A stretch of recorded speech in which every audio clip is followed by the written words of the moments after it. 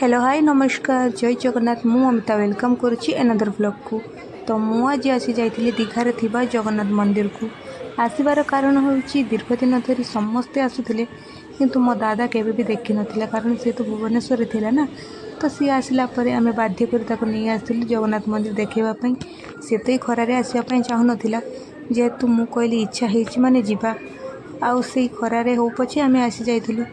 तो सेदिन एते खरा होता विश्वास करेनि बाहर रास्तार चली हो नहीं जोता जेहेतु खोलिक आसवाई पड़ा से रास्तार चली भी हो नाला जहाँ हो भगवान को दयार मंदिर भितर टे एते भी तात नाला ताऊपर कार्पेट पड़ता।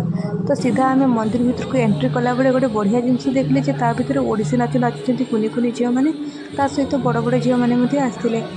तो ओडिसी नाच देखिकी मन पूरा मुग्ध हो गला। मु तो देखुची आपण मैंने भलसे देखु।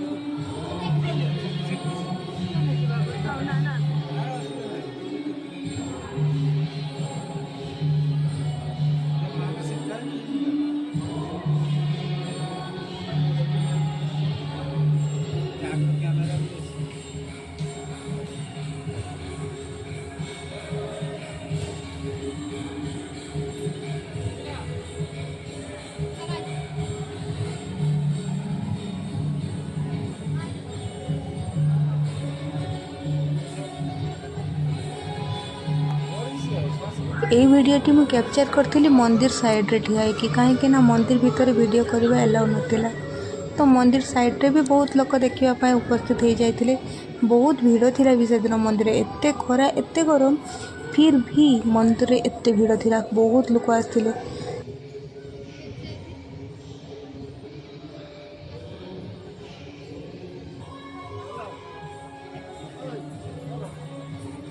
तापर ये देखिपे ठाकुर फूल गुंथा कार्यक्रम चलता। तो आम समस्त देखुलु केमती कौन होइछि।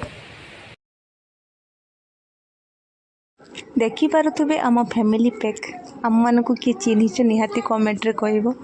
तो मंदिर देखि सारिकी आम नहीं भोग मंदिर भितर जहाँ कि बिक्री होता ठाकुरों पाखे लगे सारी जार दाम थिला मात्र 100 टंका ता भितर केवल 8 खंड अच्छी। तो टेस्ट एत माने भल भी नथिला किंतु भगवान को प्रसाद ना खराब तो कही हेबनी। तो तापर बाबा टिके प्रणाम करने। तो देखंतु आकाशर लुकटा केते सुंदर होता ना। तो तापर सब काम जहाँ जमी सारी देकी आमे पलगुलु। तो मथाक पटे कथा आसला जे सबु जगार क्यूआर कोड ममता दीदी क्यूआर कोड सब पैसा झांपी ने ना ठीक कथा नुह।